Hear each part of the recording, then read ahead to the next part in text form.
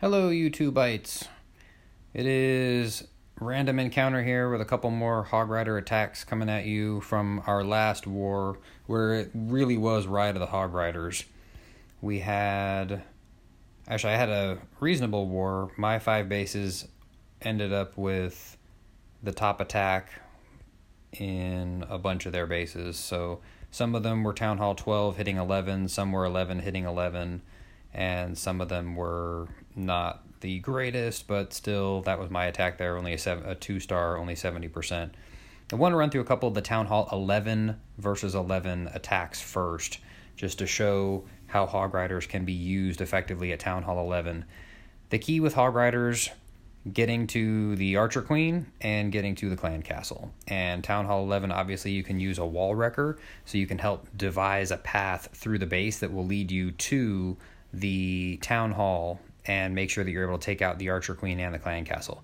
This is one where you really could have just come in from this side over here, a couple of golems broadside, and let the Archer Queen take down that air defense, and then send in a Stone Slammer. I didn't want to get that close right away because the Inferno Tower would be able to get the siege engine. So we actually opted to come up top here, placing 2 golems, one right here and one right here, to be able to create a nice shield for those wizards to start carving away at that external line of buildings. So we'll let this start going here. Wall Wrecker comes in behind. The game plan is for that Wall Wrecker to just run a path straight to the Town Hall, and you see that it'll eventually run through that line, which includes the Clan Castle, to get the troops out. Now, this was a fresh hit, but I had a feeling that their Clan Castle was going to have a dragon and an ice golem, because that's what they did for every single Clan Castle that fit 35 troops that we had seen so far. And that's definitely not a great idea for a clan. You know, mix up the Clan Castles a little bit. You got to keep people guessing. Now, I didn't pack any freeze. I wasn't completely in need of the Wall Wrecker getting through this final wall, so I didn't mind if the Inferno Tower got a hold of the siege engine or if other stuff just managed to destroy it. The main piece is I wanted to trigger the Clan Castle and at least be deep enough in here that I had the Archer Queen's attention, which you can see we have her attention.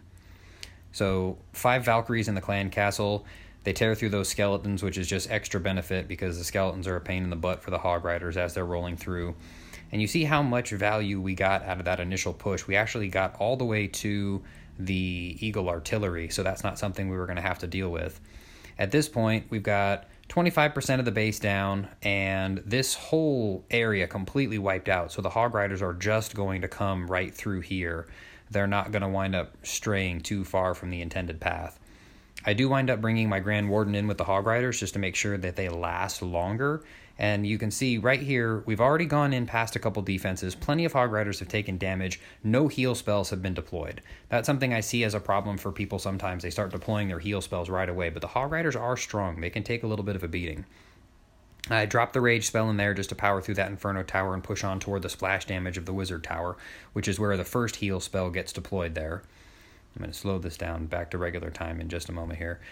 So went ahead and used the Grand Warden's ability so that as they're coming out of that heal, they'll still be free and not taking damage. I didn't like that heal placement because the Hog Riders, very few of them stayed inside of it. And then I also didn't love this heal placement because it didn't cover this bomb tower.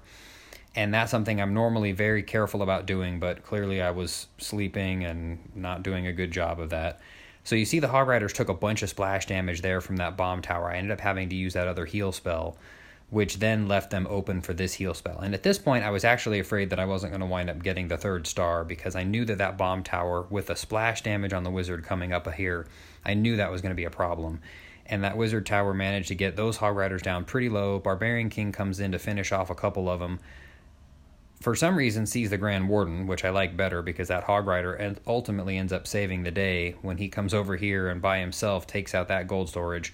You see the other wizards had been deployed down here for cleanup, so those external buildings have all been taken care of already.